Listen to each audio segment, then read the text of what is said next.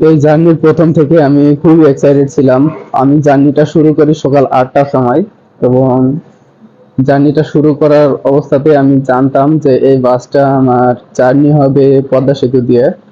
যেহেতু জার্নিটা অনেক লং জার্নি, তো আমি খুবই এক্সাইটেড ছিলাম। আমি পদ্মা সেতু আমার নিজ চোখে দেখার জন্য আমি খুবই এক্সাইটেড ছিলাম আজকে সকাল থেকে, যখন আমি জার্নি শুরু করি। আসলে আমি জার্নি স্টার্ট করেছি আহ, সকাল ৮টার সময়, এবং বাসে করে। আমার নিজের কোনো গাড়ি নাই, এবং গাড়ি থাকলেও আমার সেভাবে আমি ব্যবস্থা করতে পারতাম না, কারণ আমি এই জার্নি করে আমি যাব, কিন্তু এখন আর ব্যাক আসবো না। জার্নি শুরু আছে কিন্তু শেষ নাই, তার মানে আমি আর ব্যাক আসবো না। যেখানে থেকে জার্নি শুরু করছি ওখানে আর ব্যাক আসতে পারবো না, যে কারণে আমি নিজের গাড়ি নিয়ে এটা সম্ভব না। তো যাক, পদ্মা সেতুতে আমি, শুধুমাত্র আমি না, পদ্মা সেতুতে যদি নিজের গাড়ি নিয়ে জার্নি করা যায়, এবং নিজের গাড়ি নিয়ে জার্নি করলে এই জায়গাগুলোর সৌন্দর্যটা খুব ভালোভাবে উপভোগ করা যাবে আর কি। বাসে করে জার্নি করেও আহ, ভালো উপভোগ করা যাবে, বাট কিন্তু যদি বাসের সিটে বসে থাকি তাহলে হয়তো খুব একটা সুন্দরভাবে উপভোগ করা যাবে না সৌন্দর্যটা। আর আমি ভিডিওটা করেছি বাসের স্টাফদের কাছে অনুমতি নিয়ে, যেখানে হেল্পার দাঁড়ায় থাকে, আমি বাসের ফ্রন্ট সাইডে ওখানে দাঁড়ায় থেকে আমি সৌন্দর্যটা নিজে চোখে দেখেছি, এবং আমি নিজে ভিডিও করেছি।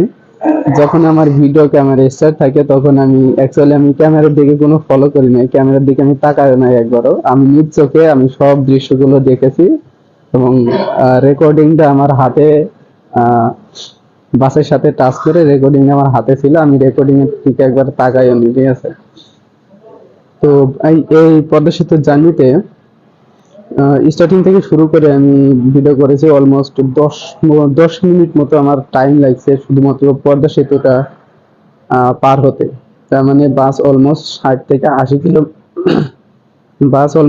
থেকে ৮০ কিলোমিটার স্পিডে ছিল। এবং এই স্পিড এই স্পিডে যেতে যদি পদ্মা সেতুতে এই শুরু থেকে শেষ পর্যন্ত জার্নি শেষ করতে ১০ মিনিট টাইম লাগে, তাহলে দেখেন পদ্মা সেতুটা আসলে আসলে অনেক বড়, অনেক লম্বা, অনেক লম্বা একটা সেতু। তো সেতুটা করছে, ভিডিওর মধ্যে যতটা দেখা যাচ্ছে, কতটা এক্সপ্লেন করতে পারবো কিনা আমি জানি না। আসলে এখানে এক দুই তিন তিন লেনের রাস্তা দেখা যাচ্ছে, বাট তিন লেনের রাস্তা খুবই ছোট, মানে সরু, মানে চওড়ায় খুব একটা বেশি বড় না। আমার মতে এটা যদি চওড়াতে আরো একটু বেশি বড় হতো, খুব ভালো হতো। আর যদি চওড়াতে বড় না হলেও এতটুকু হলেও মাঝখানে যে ডিভাইডারটা দেওয়া, এই ডিভাইডারটা না থাকলে, যদি শুধুমাত্র কালার ডিভাইডিং থাকতো তাহলে ভালো হতো।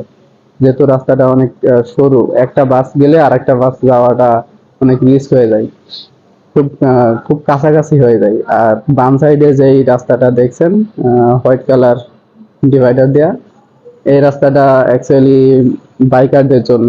বাইকাররা এই দ্বিতীয় লেনে এবং তৃতীয় লেনে আসতে পারবে না। দ্বিতীয় লেন এবং তৃতীয় লেন, এই দুইটা লেন হচ্ছে শুধুমাত্র ইন্টারসিটি বাস, মাইক্রো এবং বড় বড় ভেহিকলদের জন্য।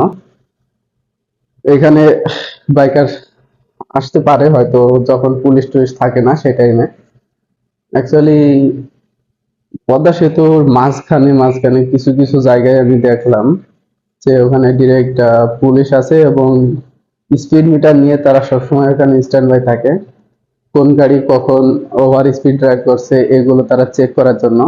দেখ, এটা ভালো একটা উদ্যোগ, যে ওভার স্পিড কেউ চালাতে পারবে না। তারপরেও অনেক বাস ড্রাইভার আছে, অনেক গাড়ি ড্রাইভার আছে, যেখানে পুলিশ থাকে না, যেহেতু তারা সেখানে কন্টিনিউয়াসলি যাতায়াত করে, তারা অবশ্যই জানে যে কোথায় পুলিশ থাকে কি থাকে না, কত দূর অবস্থাতে থাকতে পারে।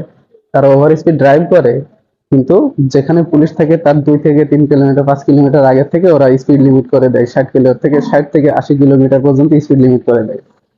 ওই অবস্থাতে চলতে থাকে গিয়ে, যেখানে পুলিশ থাকে স্পিড মিটার নিয়ে, সে পুলিশের ওই স্থানটা পার হওয়ার পরে আবার স্পিড ক্রস করে। এটা স্বাভাবিক, এটা হতেই পারে, কারণ যে সুন্দর একটা রোড, এমন রোড যদি বাইকাররা, বিভিন্ন গাড়ির ড্রাইভাররা যদি পায়, তাহলে ওভার স্পিড ড্রাইভ করবে, এটা স্বাভাবিক। কারণ এই রোডটা থাকে অলওয়েজ টাইম ফাঁকা। যেহেতু এই রোডটা অনেক লং জার্নির একটা রোড, তো খুব সোজা একটা রোড, যে কারণে ফাঁকা থাকে, গাড়ি ঘোড়ার চাপ থাকে না।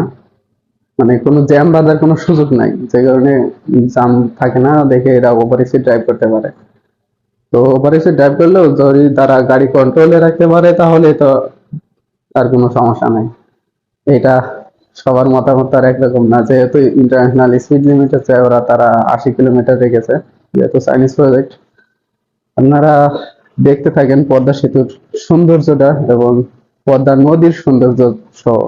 এবং পদ্মা নদীর সৌন্দর্য দেখতে হলে শুধুমাত্র বর্ষার সময় যাওয়াটা বেটার হয় আর কি। পদ্মা সেতু থেকে আমরা বাসের ভিতর আছি, বাসের ভিতর থেকে দেখা যাচ্ছে দুই সাইডে নদীর ভিতরে দেখেন, দুই সাইডেই নদীর ভিতরে চর পড়ে গেছে এবং এই চরটা হয়তো বর্ষার সময় যখন হবে তখন সব চরগুলো উদা হয়ে যাবে, সব পানির নিচে তলিয়ে যাবে। এবং দূরে যে গাছপালাগুলো দেখছেন অনেক দূরে গ্রামের মতো লাগছে, বাট ওইটা গ্রাম না, ওইটাও একটা চর।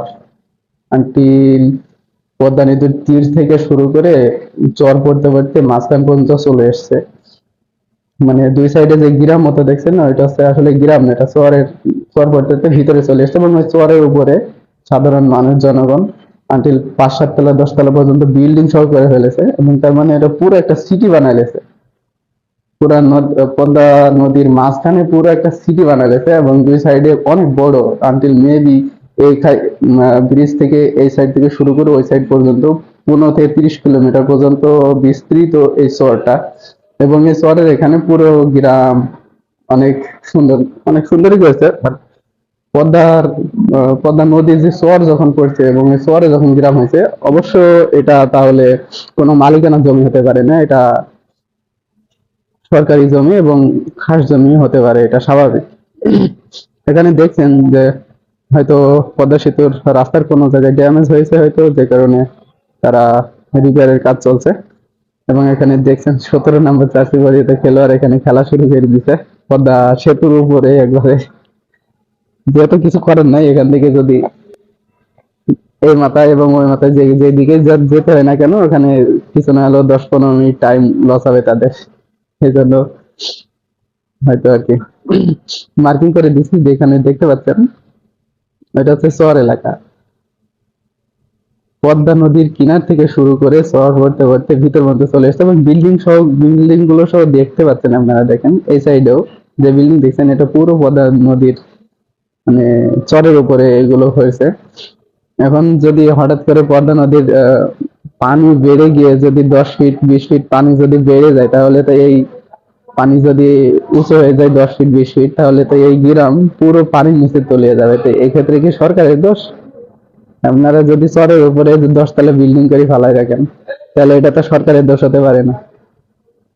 চরের উপরে এটা পদ্মা নদীর কিনার থেকে শুরু করে আনটিল মাঝখান পর্যন্ত চর পড়ে গেছে এখানে, এবং এখানে বসবাস শুরু করছে ওই যে সব দেখছেন পুরো গ্রাম বেড়ে গেছে। এখানে যদি আপনারা বিল্ডিং করে পরবর্তীতে নদীর মাঝখানে পড়ে যান, নদীর পানি যদি 20 ফিট বাড়ি যায়, তাহলে তো সব পুরো গ্রামটা পদ্মা নদীর একবারে মাঝখানে চলে যাবে।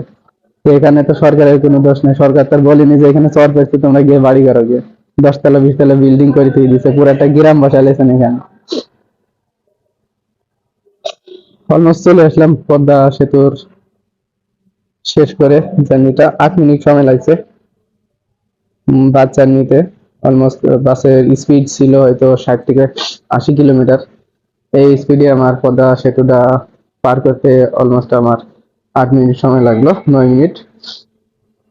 পদ্মা সেতু লাস্টে যখন চলে আসি তখন আর আমার ভিডিও করা হয় নাই, তখন আমি একটু রেস্ট নেওয়ার জন্য আমি ভিতরে গিয়ে বসছিলাম এবং বসে জানালা দিয়ে যে ভিডিও দেখছেন জানালা দিয়ে ভিডিও করছি। জানালাতে যখন ভিডিও করছি বাসের ভিতর থেকে একটা বড় ভাই বলছে যে ওইভাবে ভিডিও করে না, ফোনটা হারাবে না।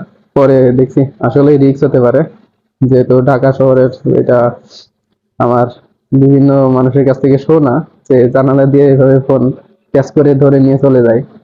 বাট এটা আমি নিজে কোনো সময় ফেস করি নাই, আমি আর কোনো সময় ফেস করতে চাইও না। এটা নিজের থেকে আমি কোনো সময় আমি চাই না যে এমন পরিস্থিতির মধ্যে পড়তে হোক। ব্যাংক অফ উত্তরা, এখানে দেখছেন উত্তরার ভিতরে এটা আসলে। এখানে আমার কিছুদিন আগে যাওয়া আসা হয়েছিল, কিন্তু তখন আমি এটা ব্লগ করতে পারি না, যেহেতু আমি ব্যস্ত ছিলাম, ব্যস্ত থাকার কারণে আমার ব্লগ করার সময় হয় নাই। আমি এখানে কিছুদিন ছিলাম, 10-15 দিন মতো আমি কিছুদিন আগে এখানে যাওয়া আসা হয়তো ব্লগ করার অতটা ইয়ে হয় নাই, যেহেতু ব্যস্ত ছিলাম। আর এখন যে জার্নিটা, এটাই আমার লাস্ট জার্নি বাংলাদেশে, এবং এই জায়গাতে আমি আসছি। আবার কবে ব্যাক করব এটার কোনো নিশ্চয়তা নাই। আমি এই জন্য ভিডিওটা করে রাখলাম আর কি, তারপরেও খুব একটা লং ভিডিও করতে পারি নাই। এবং কুইল ফ্লাইওভার ওখানে গিয়ে আরেকটা শট নেব আমি, যেহেতু আমি কুইল ফ্লাইওভার এর আগে কখনো দেখি নাই, এটা আমার ফার্স্ট দেখা কুইল ফ্লাইওভার। কুইল ফ্লাইওভার কিন্তু তৈরি হয়েছে অনেক অনেক দিন আগে, অলমোস্ট 10-15 বছর 20 বছর হয়ে গেছে, তারপরেও আমি এই জায়গাটা কোনো সময় দেখি নাই। এটা আমার ফার্স্ট দেখা কুইল ফ্লাইওভার। এখান থেকে একটা যাত্রী নামলো, যে কারণে এখানে বাস কিছুক্ষণ দাঁড়াইছিল। আমি জানি না এবারে মিডিল পথে কিভাবে নামলো, কিভাবে যাবে এখান থেকে।